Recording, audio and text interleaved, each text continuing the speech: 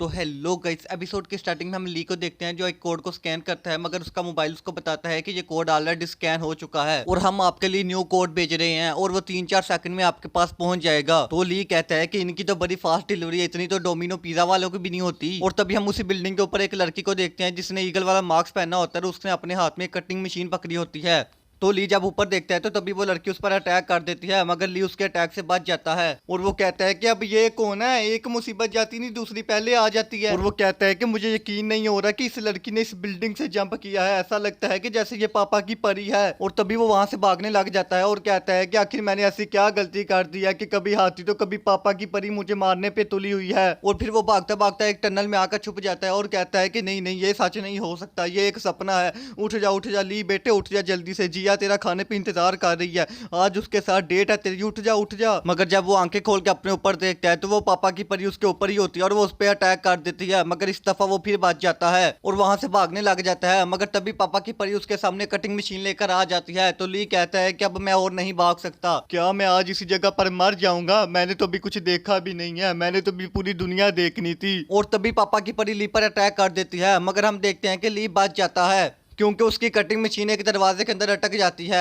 तो फिर ली गुस्से में उस लड़की को पकड़कर दूर ले जाता है, मगर वो लड़की खुद को छुड़ा कर ली को ही लात मार देती है, जिसकी वजह से वो नीचे गिर जाता है। तो तभी उसे अपने सामने वही कटिंग मशीन नजर आती है, तो वो जल्दी से जाकर उसको पकड़ लेता है और कहता है कि पापा की परी आगे मत आना वरना मैं तुम्हें छोड़ूंगा नहीं, मैं बस पुलिस को कॉल करना चाहता हूँ, मैं तुम्हें कुछ नहीं कहूंगा, तुम यहाँ से चली जाओ, लेकिन अगर तुम मेरे सामने आई तो मैं तुम पर बिल्कुल भी दया मिया नहीं खाऊंगा और तुम्हें काट कर तुम्हारी छोटियां छोटियां बोटियां काट दूंगा। मगर तभी पापा की परी उस पर अटैक कर देती है तो माँ का मगरमच्छ उसको जान से मार देता है और तभी वो अपने सामने खून देखकर उल्टियां करने लग जाता है और कहता है Violence, violence, violence.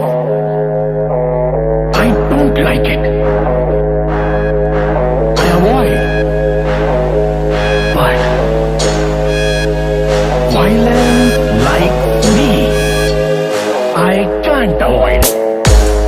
और तभी उसका फोन उसको बताता है कि आपके पास सिर्फ 10 सेकंड है, आपको 10 सेकंड के अंदर एक कोड को स्कैन करना होगा वरना आपकी जान चली जाएगी। तो वो जल्दी से अपना मोबाइल पकड़कर पापा की परी पे बने हुए कोड को स्कैन करता है। तो मोबाइल कहता है कि कांग्रेचुलेशन, आपको एक ब्लैक कार्ड दिया गया है और आपने स्टाइल टेस्ट को पास कर लिया है, अब से आप लेवल अप पावर के मेंबर बन चुके हैं। मगर तभी ली बहुत ही ज्यादा थक जाता है तो वो मोबाइल को वहीं पर फेंक कर खुद नीचे गिर जाता है और वो कहता है कि क्या ये जगह असल है, यहाँ मैं अभी तक नींद में हूँ, यहाँ मुझे किसी ने जान से मार दिया है। मुझे अपने घर जाना है। मुझे घर जाना है।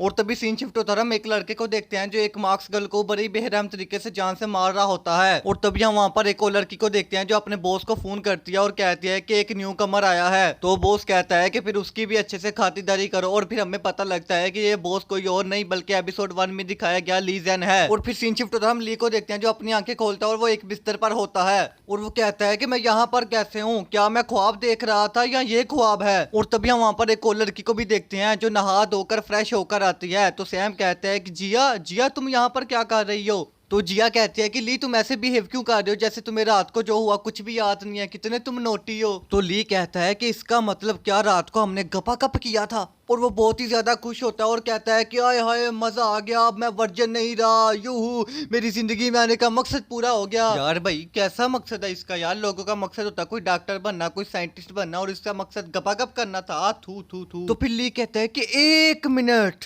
रात को जो मैंने किया वो मेरी जिंदगी का सबसे इंपॉर्टेंट हिस्सा था, लेकिन वो मुझे याद क्यों नहीं है, बस मुझे इतना ही याद है कि मैंने रात को एक अजीब ख्वाब देखा। तो तभी जिया उसके कान में कहती है कि क्या रात को किसी ने तुम्हें क्यूआर कोड को स्कैन करने को कहा। तो तभी हमें पता लगता है कि वो जिया नहीं बल्कि वही रैबिट वाली मार्क्स गर्ल होती है, जिसे देखकर ली डर जाता है और तभी उसकी आंख खुल जाती है और वो कहता है अच्छा तो जो मैं अभी देख रहा था वो सपना है, ये सब सच है। और फिर वो जब अपने फोन को चेक करता है तो उसका फोन उसको इस वर्ल्ड के बारे में कुछ रूल्स बताता है। इस वर्ल्ड में जितने भी मार्क्स पहने लोग हैं वो सारे बोट हैं और वो तुम्हें सिटी के हर हर कोने पर मिलेंगे और तुम्हें उन्हें मारकर कोड को स्कैन करना होगा और कार्ड्स कलेक्ट करने होंगे। बट याद रहे अगर बोट ने तुम लोगों को पकड़ लिया तो वो तुम्हें जान से मार देंगे।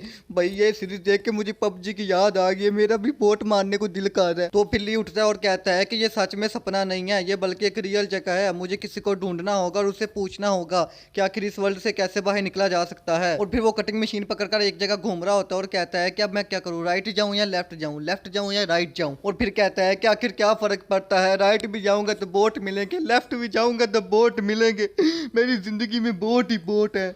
तो तभी हम ऊपर मिलान को देखते हैं जो ली को देख लेती है, मगर वो उसको इग्नोर कर देती है। और फिर हम मिलान के दोस्तों को भी देखते हैं जो ली को देख लेते हैं। तो मिलान कहती है कि छोड़ो उसे, दफा करो, वो न्यू कमर है। और फिर वही कहता है कि बिग बॉस जरा चेक करके बताना कि हम क्या इस जगह पर पहले आ चुके हैं। तो बिग बॉस कहता है कि नहीं, हम इस जगह पर नहीं आए और मुझे लगता है कि हम भूल भुलैया में घूम रहे हैं, पता नहीं कब इस सिटी का मैप तैयार होगा। तो वही कहता है कि अब हमें वापस चलना चाहिए, आज का हमारा काम खत्म हो गया है, कोई हम पर हमला भी कर सकता है और इस जगह पर मार्क लगा देना। और फिर सीन शिफ्ट होता है, हम एक बोर्ड को देखते हैं और तो भी हम ली को भी देखते हैं जो छुपकर उस बोट को देख रहा होता है। और तभी उसके जाते ही ली वहां से बाहर निकल आता है और वो कहता है कि तोबा तोबा, हर जगह बोट ही बोट भरे पड़े हैं। भाई तू शुक्र कर, तुझे इतने बोट मिल रहे हैं, इतने बोट मुझे मिले तो मैंने कॉन्कर कर लेना था। और तभी ली के मोबाइल पर उसको एक नोटिफिकेशन आता है कि क्या आप अपना कोई दोस्त बनाना चाहते हैं। और तभी ये मैसेज दूसरी तरफ मिलान और उसके दोस्तों को भी आता है। तो वही कहता है कि बिग बॉस क्या हुआ, क्या तुम्हें फिर वो फ्रेंड वाला नोटिफिकेशन आ रहा है। और वो कहता है कि सिर्फ न्यू कमर ही इसके जाल में फंसते हैं। और फिर ली का मोबाइल उसको कहता है कि क्या आप लोनली फील कर रहे हैं,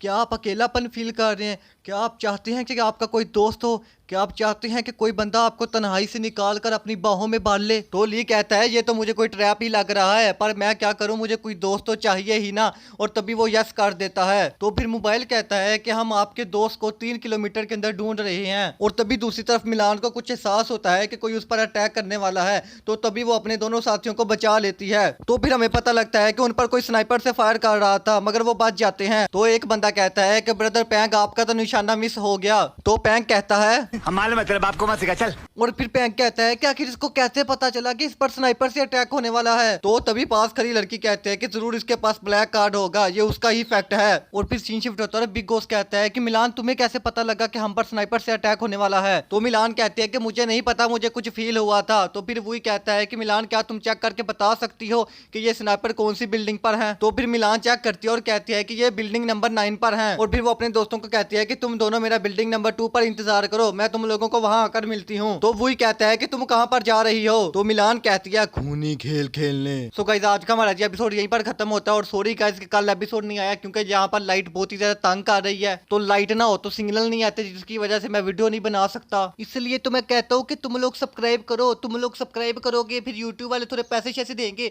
फिर हम उनसे जनरेटर लाएंगे, यूपीएस लाएंगे, वाईफाई का टावर लगवाएंगे, फिर तुम लोगों के लिए रोज की 3-3 4-4 वीडियो बनाएंगे, अपलोड किया करेंगे। समझ रही हो ना भाई लोग, समझ रही हो ना। तो भाई लोग फिर सब्सक्राइब कर देना है। अब मैं चलता हूँ, बाय बाय, टाटा टुरुरु। और लो फिर लाइट चली गई है, बस देख लिया, खुश हो। Desvíes la mirada, quédate cerca de mí.